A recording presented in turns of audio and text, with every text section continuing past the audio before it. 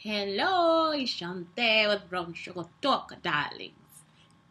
Oh, I was like, was it down too far? Like, what's going on? So anyway, today I want to talk about shows that deal with anxiety because this is like my ultimate thing. It's like, oh my god. So anyway, just because I always talk about this show and I never get a chance to like really delve into what it is, but it's called Mad Fat Diary.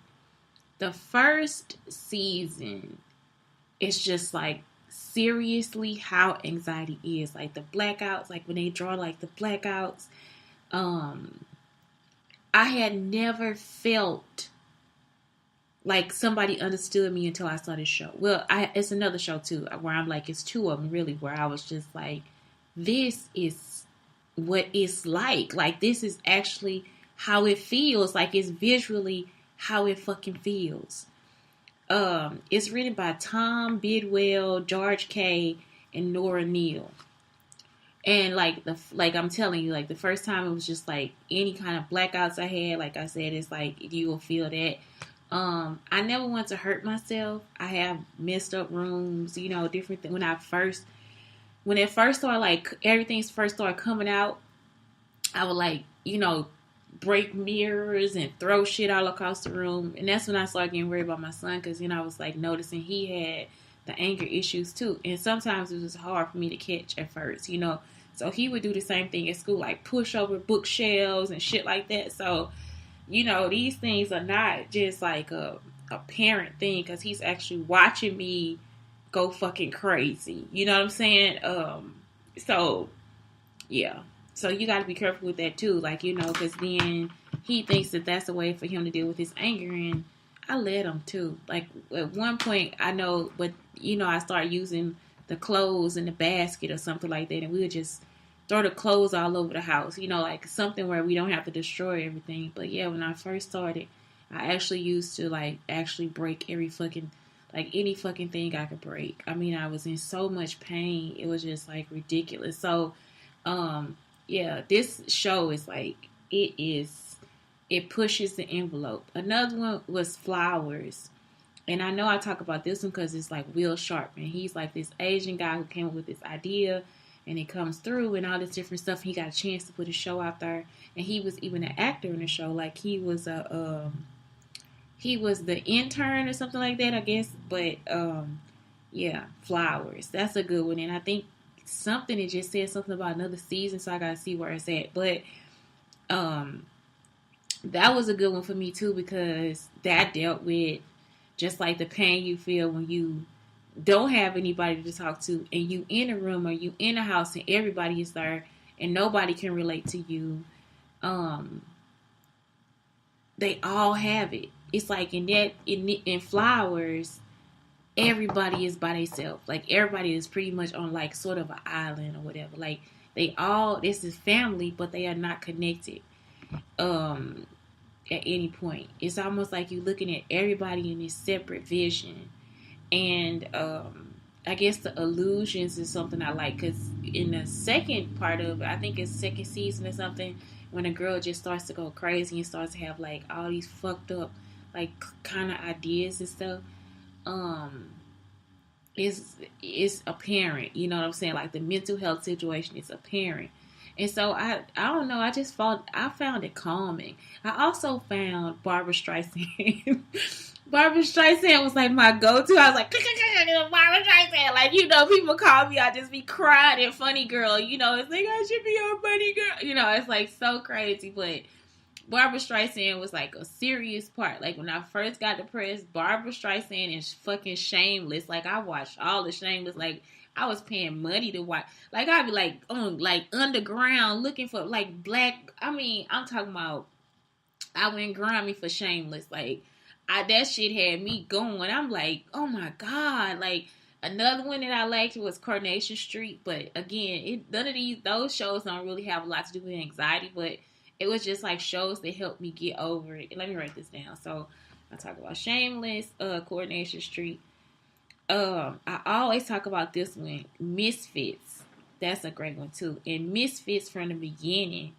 So that was like one of the best shows ever. Like the first Misfits, oh my god, like who did that? Completely fucking brilliant. You are brilliant, brilliant. But yeah, Coronation Street Misfits. It was another one. Shame, was what I just say? Coronation Street Misfits. I think that's it. Oh, and Barbara, anything with Barbara Streisand.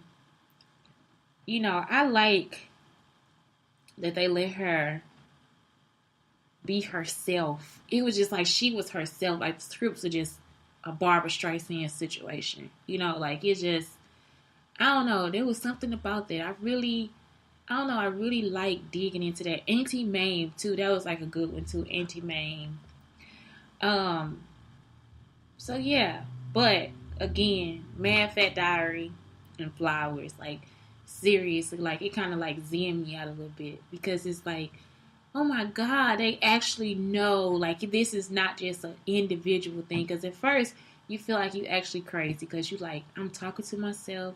I can't control that I'm talking to myself. You know, it's like I don't know how to get this out. I don't know how to say it. I can't tell people. I tell people, they don't tell them. They try to act like I'm sane, whatever. You know, they try to play me like I'm crazy, all this different stuff. So those are shows. Also, The Secretary. The Secretary kind of remind me of something too. Like, today I was talking about with my therapist, like how people always want black women to be strong. And I actually had to walk out of a training session with somebody because he was like, yeah, you can pick it up because you're so strong. I was like, I mean, I had to actually like look at him and he just kept doing it. And it was like, no, white man, no, that's not what you do. I think I may have told him, I don't know. I remember just getting my stuff and me and my son left. But I was so pissed. You know, I was like, I just want to fucking work out. I don't need somebody to tell me 50 times that I'm fucking strong or I'm stronger than everybody else in the room or some shit like that. No, nigga, I'm delicate too. You know, like, it's like, I'm not a fucking ox. I don't pull fucking carts and shit all day. Like, what the fuck do y'all think we are? And I was like, what? Strong? Or I got it on my thing, but it's like black girl magic, like where it's like we can make anything happen. Or you think I'm the oracle, you know, people will come and it's like, well, what could you tell me about this, you know, or what could you tell me about that, you know? And yes, I know a lot of stuff, but sometimes I can't tell you nothing. Like, I don't know, you know, and the stuff I do know is only because it's trial and error. I don't mind helping, I don't mind teaching, but sometimes it's like, who the fuck do you think I am? You know, so I hate that. Strong. You so strong. You a strong person. You're like, no. I'm sorry. That's not true. You know, sometimes I fall flat. And I'm gonna tell y'all something. Please watch. Today I was gonna give like a lot of shouts out to my teachers and stuff, and I give them shouts out for giving me freedom. My parents were like that too. It was a lot of freedom. Like, even though that my mom was strict sometimes, and my dad was loose all the time, they gave me freedom. And now not to have my freedom, that's something really, it's kind of fucked up. Something fucked up about that. But the teachers gave me freedom. But what I want to say about that is like, if you have a child that's a perfectionist, watch them, pay attention. And my mom, that's something I have to give her props for, is because she knew that. She knew that I was a perfectionist. I didn't know I was a perfectionist, but my mother knew that. And so sometimes she would actually just tell me, like, you know, she would just tell me those things, like, you know, I know you stressed out. You know, she dealt with my stress. It wasn't something that we had conversations about. It's just something that she knew. And so, you know, I used to get headaches, migraines from being stressed out, because I want to create. And I couldn't create because she didn't like anything in the house. She didn't want anything in the garage. You know, I had ideas and all these different things. I like the library. Sometimes we end up with overdue books, you know, just things like that. So it was just like a lot of things that like just would hurt me, because it was like simple stuff like I want to go to the library, or I want to build something, or I want to do this. I want to have an animal, and I couldn't do those things. So that would then therefore frustrate me. But at the same time, outside of that, school and studying and all those different things, I was just a perfectionist. Like, I wanted things a certain way, and they had to be a certain way.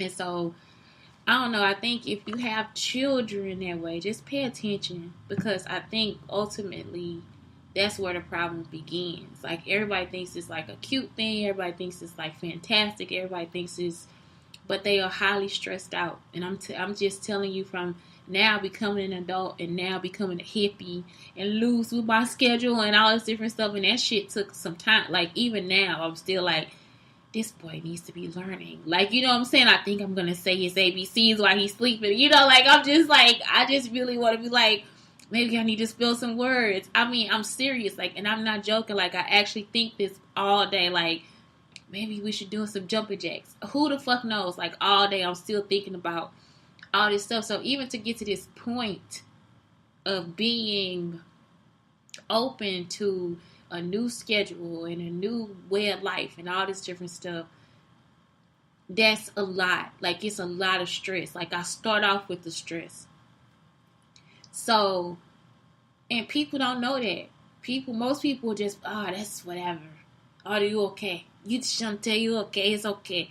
And then your body and your skin is crawling, and in your mind it's starting to wave, and even your teeth start to hurt sometimes. Like, it's a lot of shit that happens, you know, like, it's just like a lot of shit that happens. I think that's why they say anxiety is like a super sensitive thing. But what I'm saying is, pay attention to them. If you notice now, just so they don't have problems later, because I think it's always the kid that everybody think it's like, oh my God, they'll be okay. They, you know, they'll, no matter what, they'll be fine. You know, and we say that in the classroom too. They always say, you always got that kid that's always going to do it.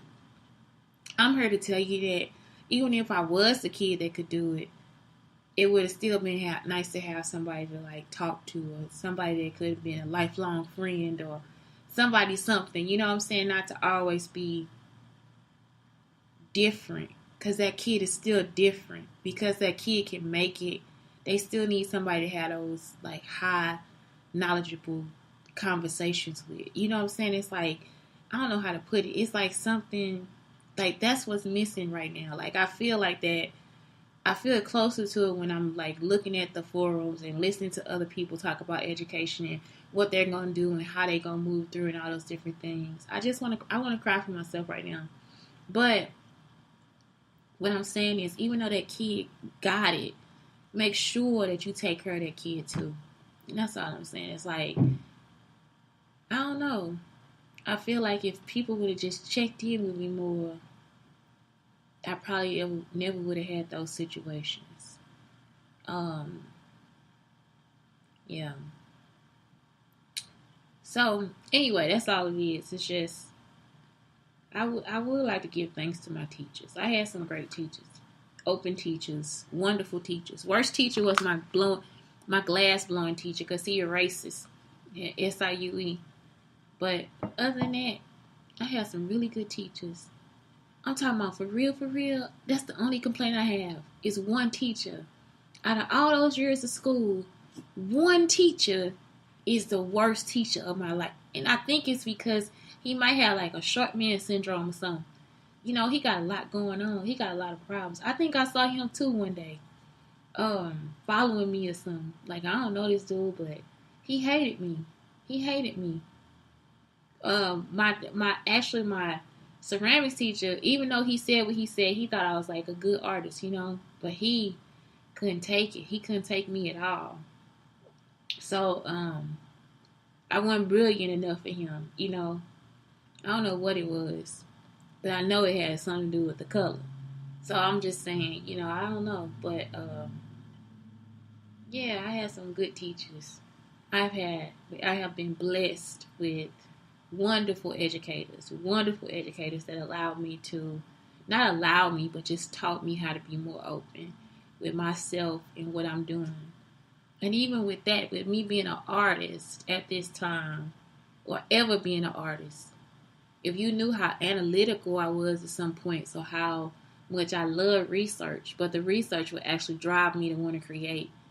So I don't know. That's the whole thing. It's like the research drives something else. Having the knowledge creates the visuals in my head. So I don't know. I feel like the teachers were equally magnificent. Like I have actually been able to learn from magnificent people. And I really do thank you for that. I thank you for not being racist or judgmental or evil. I really do. Like I thought about that today. I was riding on the bus and I thought about I just thought about it all the way through. One of my teachers was killed, Miss Thompson. She was the principal at Eastside High School, and somebody came into the car and shot her because he got put out of school. But for real, I have been blessed with great teachers. And I don't know, I just thank y'all for that. Like that's serious stuff. I have. So anyway, y'all, that's the show for Friday, even though it's Thursday night. Please have a wonderful Friday. Please have a great weekend. Why am I... This book right here, Vashti Harrison, it is actually a woman. I hope I didn't do it in this show and call her a man. But it's a beautiful woman. A beautiful woman. Look at this. Oh my God. She is art in herself. Look at how gorgeous she is. So anyway, today I created a lesson on this thing called chalk.com. So it's like you go on Chalk, you sign up, and it has a plan board, and I'll put that on there too, but a plan board and a mark board. So the mark board is for grades and the plan board is for lesson planning.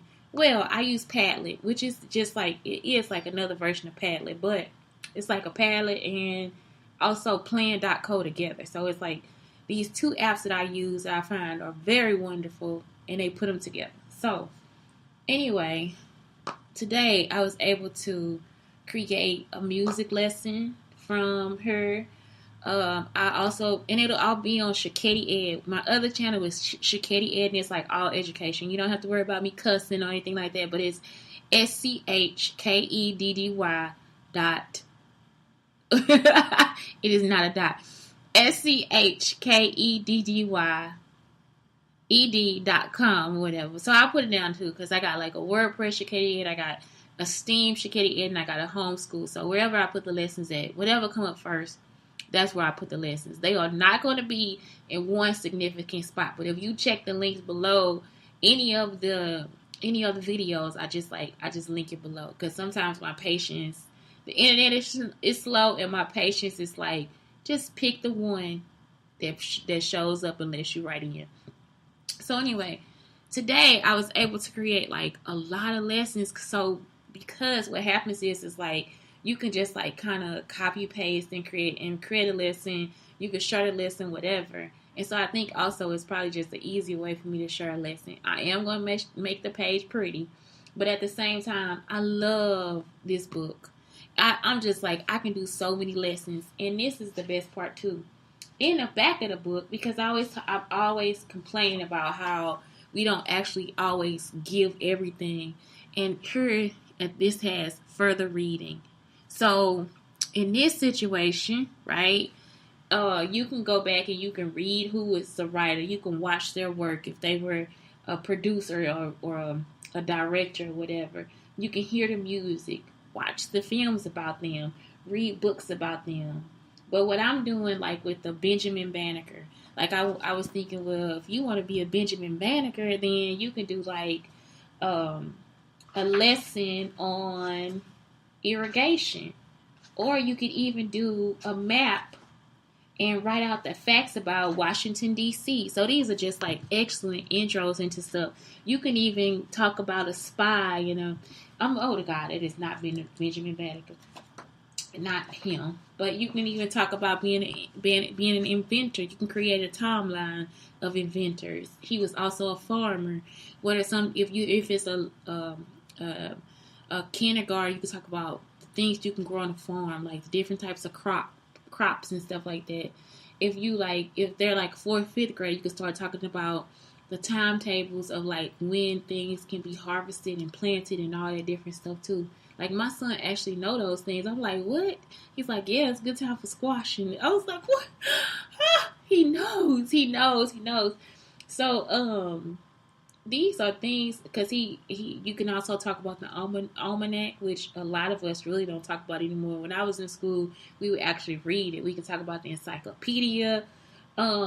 Just from this person alone, just from Benjamin Banneker, you will get, like, if you actually read his story, we could do like 5 or 10 lessons from this, So anyway, that's what I'm doing. So if it doesn't go into deep lesson planning, just know if you come back, I might have put something else in there again. Because I thought about the one about the Washington D.C. and how you could do like a little map activity where you put down what's the population, what's the state flower, what's the state this, what's the state that, and that's actually a 5th grade activity because it's all about the 50 nifty states, and that's a good song too. So you can even learn the song 50 nifty states.